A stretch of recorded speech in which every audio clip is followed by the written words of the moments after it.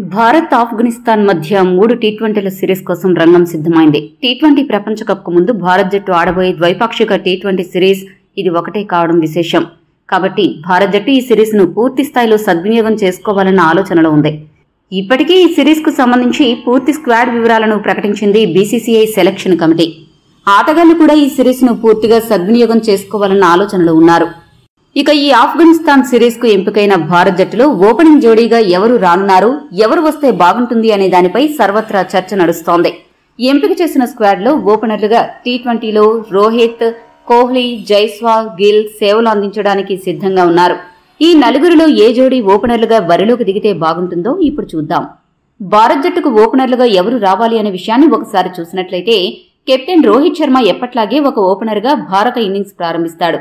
మరో opening berth కోసం శుభ్మన్ గిల్, యశస్వి జైస్వాల్, కోహ్లీ మధ్య పోటీ నెలకొంది. కోహ్లీ వన్డౌన్లో వస్తే యాంకర్ రోల్ పోషిస్తాడు. అదే సమయంలో ఆ స్థానంలో మంచి ట్రాక్ రికార్డు ఉంది. కాబట్టి ఓపెనర్గా వచ్చిన అనుభవం కోహ్లీకి ఉన్నప్పటికీ అతడు వన్డౌన్లో రావడమే జట్టుకు మంచిది.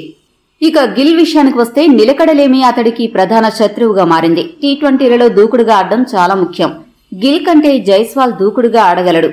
అంతర్జాతీయ క్రికెట్లో ఇప్పటికే దూకుడైన బ్యాటింగ్తో తనదైన ముద్ర వేశాడు.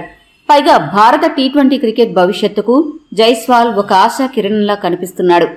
ఈ నేపథ్యంలో టీమిండియా మేనేజ్మెంట్ రోహిత్ శర్మతో కలిసి యశస్వి జైస్వాల్ ని ఓపెనర్గా పంపించే సూచనలు ఎక్కువగా కనిపిస్తున్నాయి. ఆఫ్ఘనిస్తాన్తో జరగబోయే 3 టీ20 సిరీస్ లో ఈ జోడీ హిట్ అయితే టీ20 ప్రపంచ కప్ లో కూడా ఈ జోడీనే బరిలోకి దిగుతుంది. మరి ఈ నలుగురిలో ఏ ఇద్దరు ఓపెనింగ్ చేస్తే బాగుంటుందో మీ అభిప్రాయాన్ని కామెంట్ చేయండి. మరిన్ని అప్డేట్స్ కోసం మా ఛానల్ సబ్స్క్రైబ్ చేసుకోండి.